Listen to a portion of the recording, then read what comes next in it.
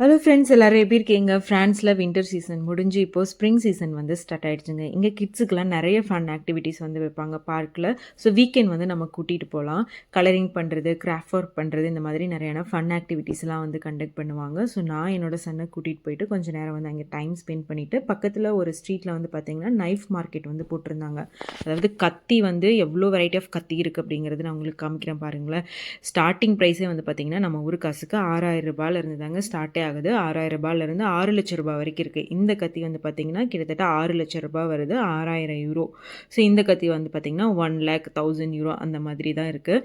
Apple cut பண்ணுறதுக்கே வந்து பார்த்திங்கன்னா 100 யூரோலலாம் இருந்து இருக்குது. ஸோ அவ்வளோ ஷார்ப்பாக வந்து கட் பண்ணுவோம். டொமேட்டோ கட் பண்ண, பொட்டேட்டோ இந்த மாதிரி கேரட்டெல்லாம் கட் பண்ணுறதுக்கு அவ்வளோ ஷார்ப்பாக வந்து கட் பண்ணுது. இந்த ஊர் மக்கள் வந்து இந்த கத்தி வந்து விரும்பி வாங்கிட்டு போகிறாங்க.